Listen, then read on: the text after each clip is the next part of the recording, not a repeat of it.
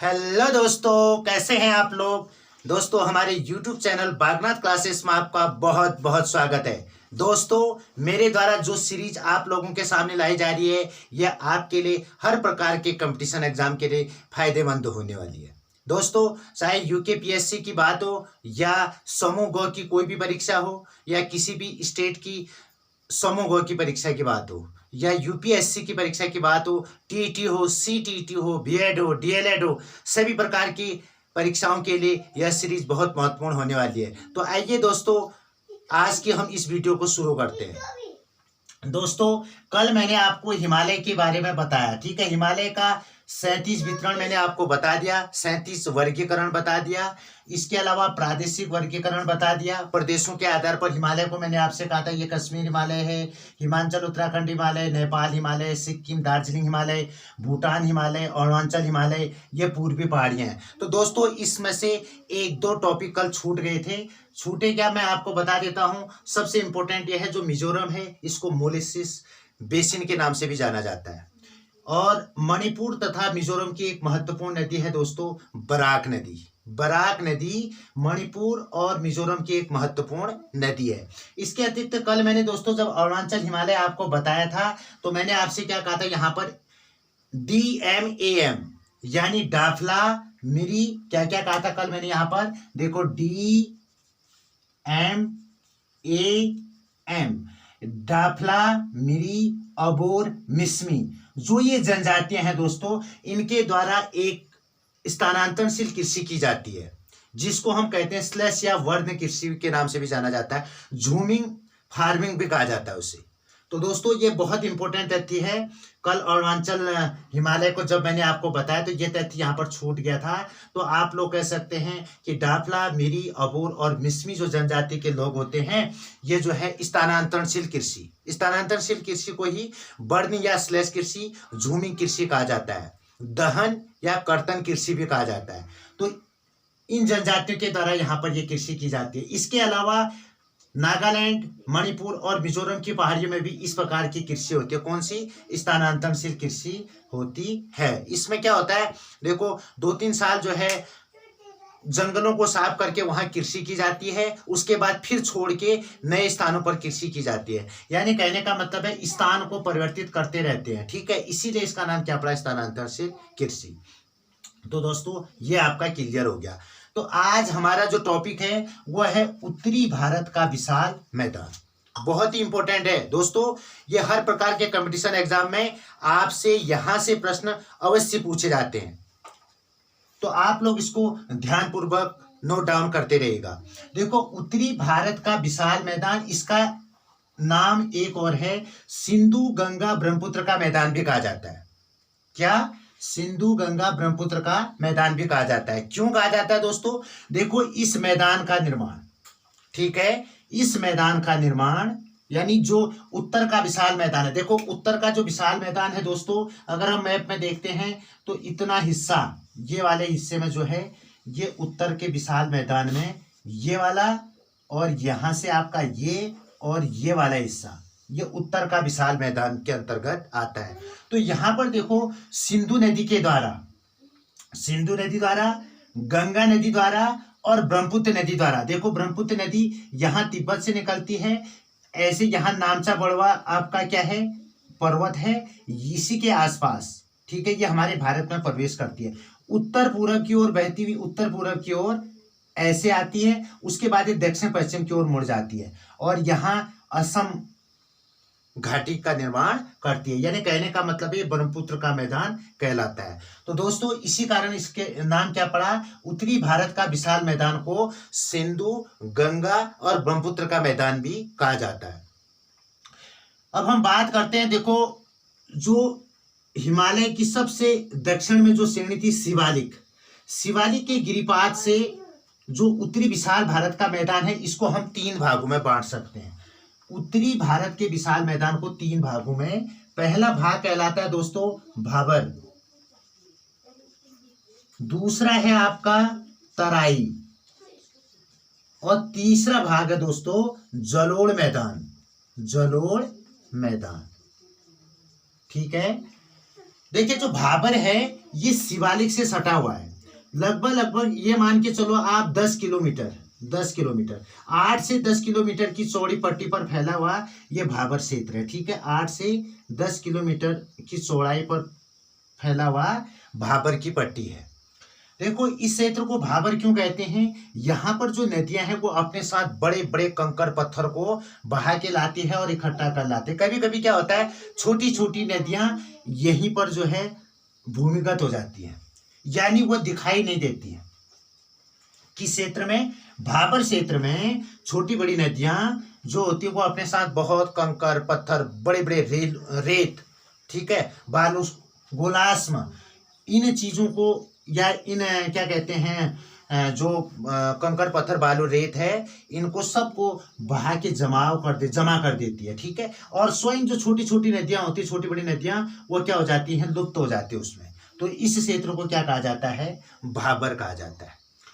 फिर भाबर की दक्षिण का जो हिस्सा है दोस्तों, उसको हम कहते हैं तराई। क्या कहते हैं, तराई। देखो तराई में क्या होता है, जो भाबर में जो नदियां लुप्त हो जाती हैं वो तराई में पुनः दिखाई देने लगती हैं।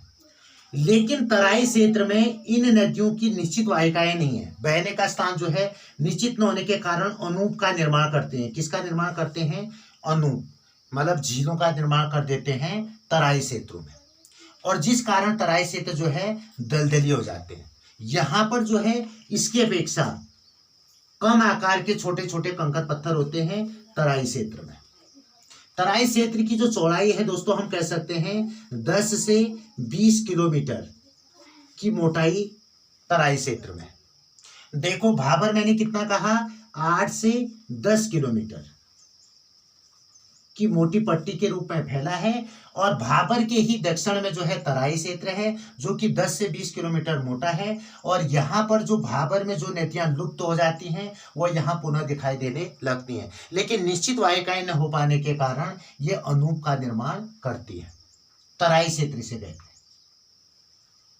दलदली क्षेत्र है और यहाँ पर प्राकृतिक वनस्पति पाई जाती है। ठीक है, बहुत सारी प्राकृतिक वनस्पति पाई जाती है, और ये वन्य जीवों के लिए एक बहुत बड़ा इंपॉर्टेंट स्थान है। कौन, तराई। अब हम बात करते हैं जलोढ़ मैदान की। तराई के दक्षिण में जो है ये जलोढ़ मैदान है। जलोढ़ मैदान को दोस्तों दो भागों में बांट सकते हैं। जलोढ़ मैदान, देखो सबसे पहले हमें समझना है जलोढ़ मैदान होता क्या है। देखो इस मैदान का निर्माण जल के द्वारा, जो जल के साथ जो अवसाद बह के आते हैं उसके द्वारा जो है इस मैदान का निर्माण हुआ है। तो जलोढ़ मैदान को हम दो भागों में बांट सकते हैं दोस्तों। एक भाग को हम कह सकते हैं बांगड़, और दूसरे को हम कहते हैं खादर। देखो बांगड़ और खादर किसे कहते हैं, प्रतिवर्ष बहुत सारी नदियां, बात समझ लो, बहुत सारी नदियां कहने का मतलब है चाहे वो सिंधु और उसकी सहायक नदियां हो, गंगा और उसकी सहायक नदियां हो, ब्रह्मपुत्र और उसकी सहायक नदियां हो, ये हर साल अपने साथ जो है बहुत सारा मलबा अवसाद बहा के लाती हैं। ठीक है, तो ऐसा मलबा या अवसाद जो बहुत पुराना हो चुका हो, यानी जहां पर वर्तमान में जो है जिस स्थान पर इन नदियों का जो बाढ़ का पानी है वो नहीं पहुंच पाता है, पुराने जलोढ़ मिट्टी के जमाव को, बात समझ रहे हैं, पुराने जलोढ़ मिट्टी के जमाव को ही क्या कहते हैं, बांगड़ कहते हैं। यहाँ जो है बाढ़ का पानी नहीं पहुंच पाता है, प्रत्येक वर्ष जो बाढ़ आती है वो पानी यहाँ नहीं पहुंच पाते, पुराने जलोढ़ मिट्टी के जमाव को ही हम क्या कहते हैं, बांगड़ कहते हैं। ये कम उपजाऊ होती है, ये कम उपजाऊ होती है।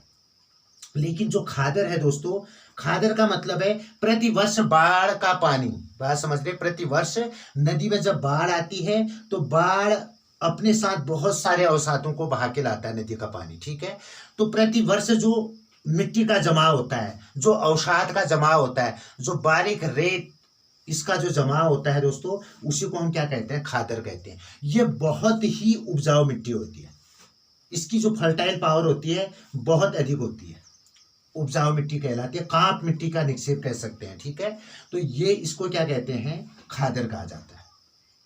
तो दोस्तों आप समझ चुके होंगे मैंने क्या कहा, उत्तरी जो भारत का विशाल मैदान है इसका एक और नाम है गंगा, सिंधु, गंगा और ब्रह्मपुत्र का मैदान।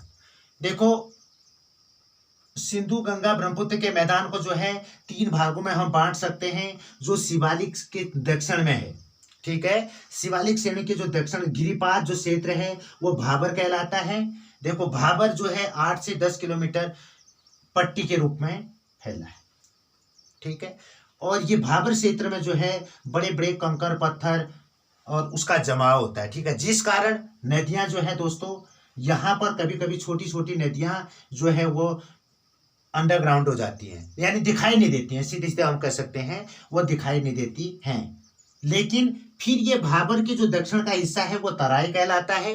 तराई जो है 10 से 20 किलोमीटर मोटी पट्टी के रूप में फैला है, ठीक है। और तराई में जो है जो भाबर में जो नदियां विलुप्त हो जाती हैं, जो दिखाई नहीं देती हैं, वो तराई में पुनः दिखाई देने लगती है। और भाबर की अपेक्षा तराई में जो है जो गोलास में होते हैं, जो बालू के जो कंकर पत्थर रेत आदि होते हैं, उनका आकार भाबर की अपेक्षा छोटा होता है। और तराई में जो है ये दलदली भाग का निर्माण करते हैं, ठीक है। यहाँ पर जो है क्योंकि नदियों के प्रवाहित होने के लिए निश्चित वाहिकाएं नहीं है, रास्ता नहीं मिल पाता है, तो ये अनूप का निर्माण करते हैं, जिस कारण दलदली भाग बन जाते हैं। इसी को हम क्या कहते हैं, तराई कहते हैं। अब हम बात करते हैं जलोढ़ मैदान की। जलोढ़ मैदान का मतलब है नदियों के द्वारा जो प्रतिवर्ष जो अपने साथ अवसाद और बहुत सारे रेत कंकर पत्थर बजरी आदि बहा के लाया जाता है दोस्तों, उससे ये जलोढ़ मैदान का निर्माण होता है। तराई के दक्षिण में है, तराई के दक्षिण में जलोढ़ मैदान है। और जलोढ़ मैदान को भी हम जो है दो भाग में बांट सकते हैं, एक है आपका बांगड़ और एक है खादर। बांगड़ जो है जहां नदियों का पानी हर साल नहीं पहुंच पाता है, यानी पुरानी जलोढ़ मिट्टी का जो जमाव होता है उसको हम बांगड़ कहते हैं, और नवीन जलोढ़ मिट्टी के जमाव को खादर कहते हैं। यानी खादर में प्रतिवर्ष बाढ़ का पानी अवश्य पहुंचता है, जिस कारण वो नई नई मिट्टी, कहने का मतलब है अपने साथ जो अवसाद बहा के नदी लाती है, नई नई मिट्टी को लाती रहती है, और उसकी जो फर्टाइल पावर होती है वो ज्यादा होती है, तो जिस कारण ये खादर जो है उपजाऊ प्रदेश है, ठीक है। इसकी अपेक्षा बांगड़ की अपेक्षा खादर ज्यादा उपजाऊ प्रदेश है। इसके अलावा दोस्तों क्योंकि उपजाऊ होने के कारण यहाँ पर कांप मिट्टी एलुवियल सॉइल ज्यादा पाई जाती है, ठीक है, कांप मिट्टी। और यहाँ पर जो है बहुत सारा जैसे गेहूं है, चावल है, गन्ना है, जूट है आदि फसलों का जो उत्पादन है सर्वाधिक मात्रा में किया जाता है, ठीक है। ये तो आपका हो गया उत्तर से दक्षिण की ओर उत्तरी भारत के विशाल मैदान का अध्ययन। अब हम अगर प्रदेशों के आधार पर कहते हैं दोस्तों, प्रदेशों के आधार पर भी हम कह सकते हैं।